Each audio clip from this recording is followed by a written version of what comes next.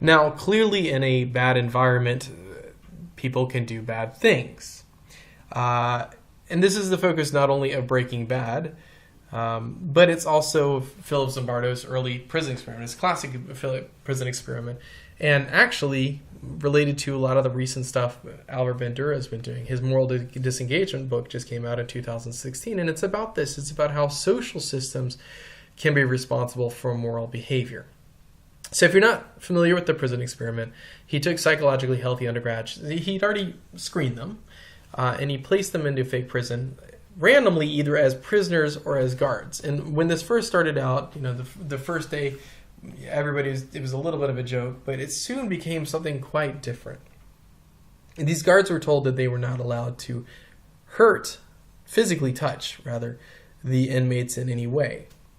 So they got creative. Instead, they did things like attacking them with fire hydrants, denying them bathroom breaks, removing their mattresses so they couldn't sleep, putting them in solitary confinement, putting them in a closet for long periods of time, forcing prisoners to go nude, subjecting them to sexual humiliation, including simulated sex acts. And what's really crazy is that if you look at stills, if you look at the video, or if you look at just the photos from the prison experiment, they are very, very similar. How the guards are treating these people is very similar to what was going on in Abu Ghraib. If you're not familiar with Abu Ghraib, this is a scandal. This is our troops in Iraq and in a prison there. And Philip Zimbardo makes a big deal out of our tendency to say, okay, these were a few bad apples. They did some bad things, without really examining the larger social system that created an environment that really contributed and facilitated immoral behavior. I may show this to you later, and that's Jane Elliott's Blue Eyes, Brown Eyes experiment. So within education, she actually did an experiment. You should never do this with students, obviously, in which she took half of the class and saw the effect of prejudice on the other half. And so she either took children, these are all white children, either children with blue eyes or children with brown eyes, and they made them think that the other one was superior. And she actually switched which one was superior on one day versus another. And by her own admission, she'd never seen the children as these monsters before that day. Just how quickly they acted on their prejudices and how horribly they treated each other when they were the superior eye color. Okay, so what about parents? Well, there's a stereotypical belief that a child's fate is in the parents' hands, right? If a child is good, if a human being is good, it's because they had really good parenting. If they're really bad, it's because they had terrible parenting, right? This is from the movie The Bad Seed. This is a character named Ruth, and she's adopted by these parents, and she slowly starts killing people off, even though she seems very sweet in public and everything. She's killing people off. And at the end, we find out that she's the spawn of Satan himself. So this freaked out a lot of parents in the 50s because there was this notion that, no matter where the child comes from, it's really the parenting that matters. If you read Roald Dahl, you'll see that Veruca Salt, as she's being put down a rubbish chute, is getting this little song from the Oompa Loompas, who say, is it really right that every single bit of blame and all the scolding, all the shame should fall upon Veruca Salt? Is she the only one at fault? For though she's spoiled and dreadfully so, a girl can't spoil herself, Who spoiled her then? Ah, who indeed? Who pandered to her every need? Who turned her into such a brat? Who are the culprits? Who did that? Alas, you needn't look so far to find out who these sinners are. They are, and this is very sad, her loving parents, Mum and Dad. And that is why we're glad they fell into the rubbish chute as well. Comedians play off of this. Chris Rock has a famous bit in which he says, they don't grade fathers, but if your daughter's a stripper, you messed up. Jeff Foxworthy says, on counter side of this, I'm tired of hearing about how parents in society made someone do the bad things they do. I just once loved to hear Mom was great, Dad was cool, I'm just the jerk. I had to censor both of these. Now, Levitt and Dubner admit, he says, clearly bad parenting matters a great deal. We don't have to look too far to see that. Hitler, beaten harshly, neglected as a child. Same could be said for Stalin. Charles Manson, he was neglected to the point that he's sold at one point by his mother to another person for a pitcher of beer. It took the uncle to come and get him back. John Wayne Gacy physically, verbally, sexually abuses a child. So bad parenting does matter a lot. But how much does good parenting matter? And what do I mean by that? I mean, freaking out about the need for extra stimulus and making sure the baby has this and that and this and that and this and that.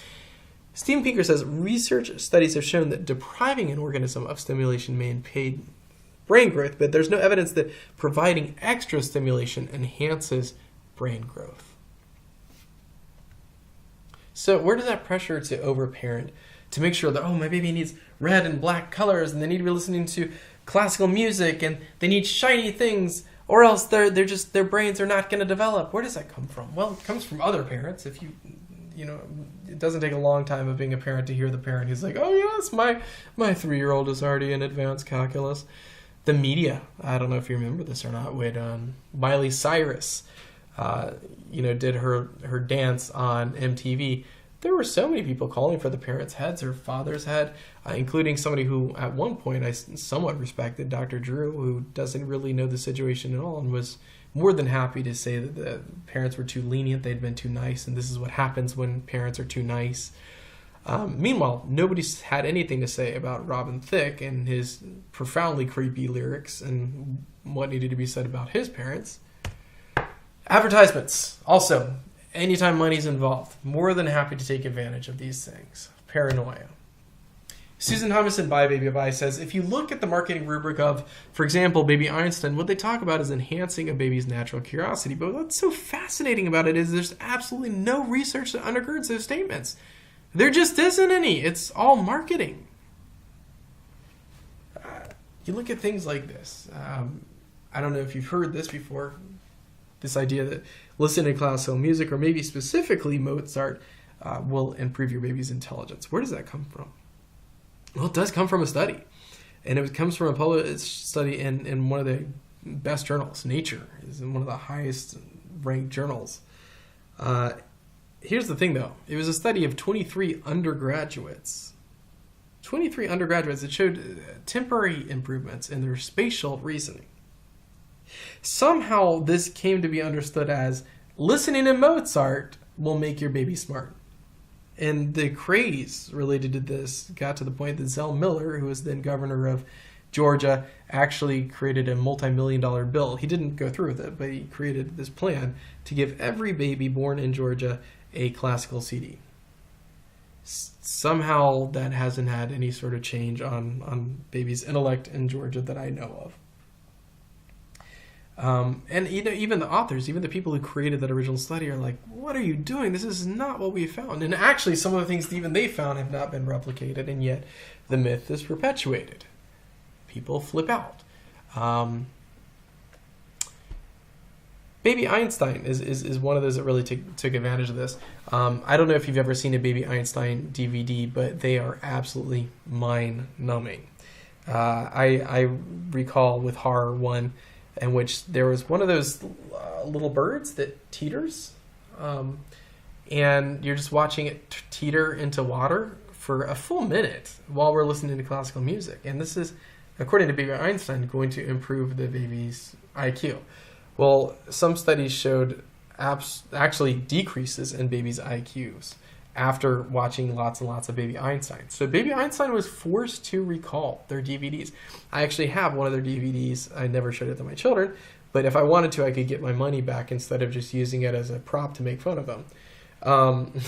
I could get my money back, or I could get something at the Baby Einstein store, which I will not be doing. So how much of this really comes down to genes? And that's maybe controversial, but it's something we need to talk about. This is my boy. This is David Morris II. Real first name is David Oliver. And when he was little, people would tell me, David, man, he's such a beautiful kid. He looks nothing like you. But I did look like him. I did look quite a bit like him, although my mother dressed me a little funny. I went into my mother's attic. I was cleaning it out, and I found something I thought was really interesting.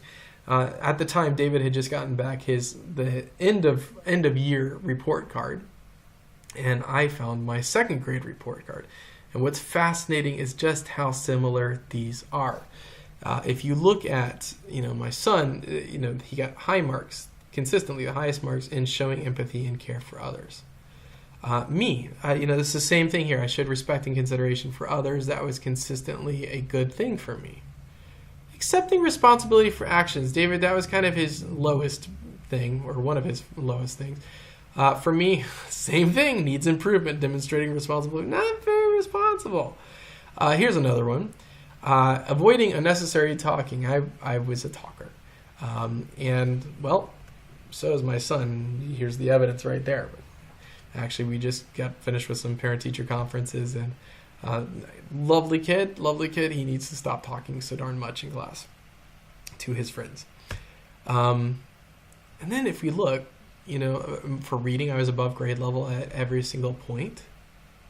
If we look at David Oliver, he was reading, remember he was in first grade, and his AR scores were in second and third grade.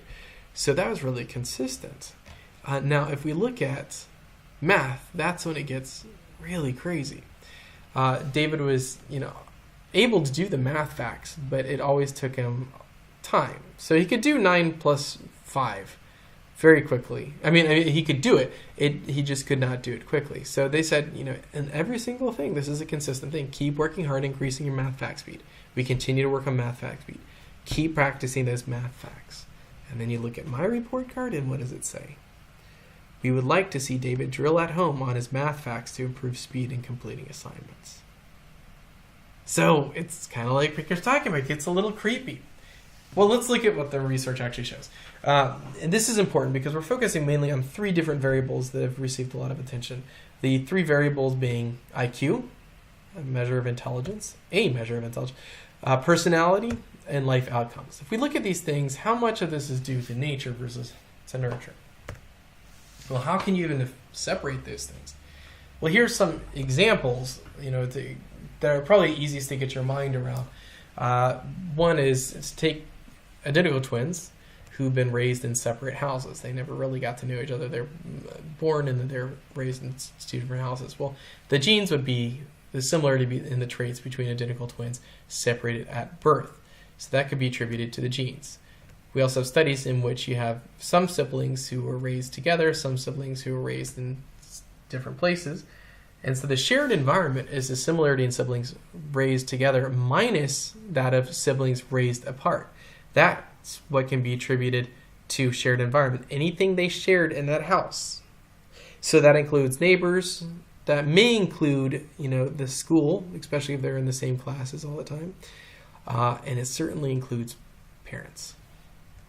Finally, unique environment. And unique environment is whatever's left over, what can't be explained by genes or a shared environment. So, some of these findings are not that surprising. Identical twins raised together are more similar than fraternal twins raised together. That's not terribly surprising.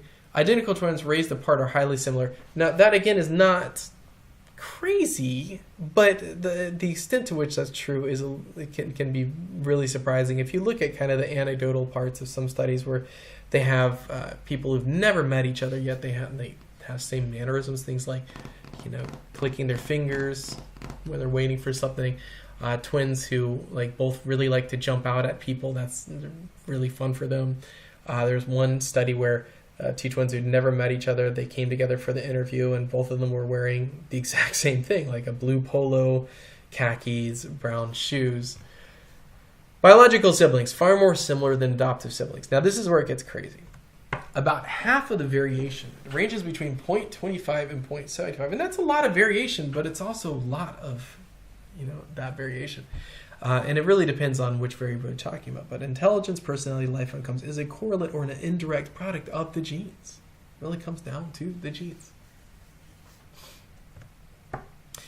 So let's look at these things. So we have genes, we have the shared environment. Again, that includes parenting, home life, neighbors. And then we have the non-shared or unique environment, what we can't explain with either genes or the shared environment. Well, we've already said 25 to 75% can be attributed to genes. What percent do you think can be attributed to shared environment? You might be surprised to find that only 0 to 10% of personality, IQ, life outcomes can be attributed to shared environment. And remember, shared environment, only one part of that is the parenting itself. And then roughly 50% to non-shared or unique environment. You think about how you were socialized. What kind of music do you listen to? What do you like to do on a Saturday night? Do you dress more like your parents or your peers? Do you talk more like your parents or your peers? My guess is with a lot of these things, you're much more like your peers than you are like your parents. This is why people like Pinker, and I actually disagree on this point, question the utility of things like having parents talk to their kids about drinking, whether that's even going to have an effect. Pinker says, studies confirm what every parent knows, but no one wants to bother, or rather, no one bothers to reconcile with theories of child development. That whether adolescents smoke, get into scrapes of the law, or commit serious crimes depends far more on what their peers do than what their parents do. And really, when you look at these variables that he's talking about, yeah, that makes sense. That makes a lot of sense. I certainly was never in a car with my parent trying to convince me to go a little over the speed limit. Children turn out similarly once we control for these things. Whether or not their parents work or stay at home, the child is placed in daycare or not, the child has siblings or is an only child, the child has two parents of the same sex or one of each. So where does that leave parents? Are they unimportant? There's a parent who came to Pinker after one of his talks, and she says, the thought that all this love I'm pouring into him counts for nothing is too terrible to contemplate. Well, we have to think about that. So is that the reason we love people? Think about a romantic partner. Is the reason you love that romantic partner because you want to improve their IQ and their life outcomes and their personality? Maybe the latter. But no, Pinker says, no, what about happiness? What about making your kid happy to us? What about loving your kid because it's your kid? Or he or she is your kid? Well, where does that leave schools? And we're going to stop after this one. And next Tuesday, we'll get into what a nature-based school versus a nurture-based school looks like. And then a more interesting question than even that. For Locke, knowledge comes from sensation. If you look at cognitive theories today, information processing theory, well, where does this all start? It has to come from sensation. It has to come from the environment. Now, of course, in information processing theory, in modern information processing theory, it's what you do with it, too. So that's an important point. But, if you look at feral children, meaning children who are raised in the wild, and there's not a lot of them, and there's not really good scientific research on them for that reason, not exactly, as well developed as children who were raised in the society. Socrates, however, says, knowledge comes from within. Educare means to lead out. The root for education means to lead out. So we're just leading the individual out. All the things that the person knows out. And he demonstrates this, or supposedly demonstrates this, in Meno. So we're going to leave with Meno. So here's the context. Socrates wishes to convince Meno, the student of a well-known sophist, that there's no learning, only recollection.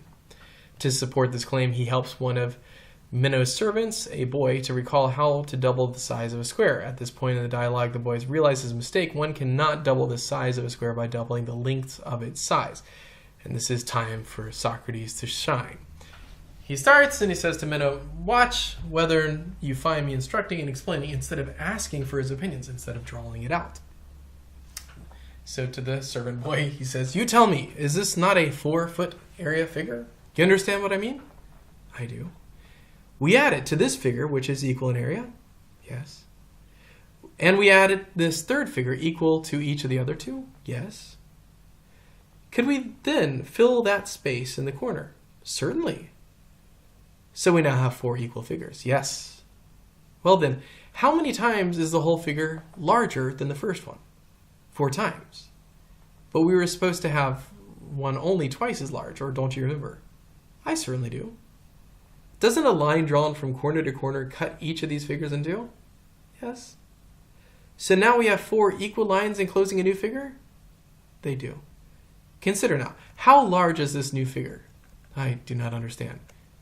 Each of these lines cuts off half of each of these 4 figures making it up, do they not? Yes. How many of this size are there in this figure? 4. How many in this? 2. What is the relation of 4 to 2? Double. How many square feet in this? 8. Based on what? What line? This one. That is based on the line that stretches from corner to corner of the 4-foot figure. Yes. Wise men call this the diagonal. So diagonal is its name. Do you say the double figure would be the one based on the diagonal? Most certainly, Socrates. What do you think, Meno? In giving his answers, has he expressed any opinion that was not his own? No, they were all on his own. So here's the thing. This is a Socratic method, right? This is the idea of pulling the information out. This child already knows that the child is just recalling what the child knew. Then you look at this, and you look at the child's answers, and let's look. What are the answers? The answers are, I do. Yes, certainly. Yes, 4 times. I certainly do. Yes, they do. I do not understand. Yes, 4, 2, double 8. This one, yes. Most certainly, Socrates. So were they his own? We'll get into that when we have class on Tuesday.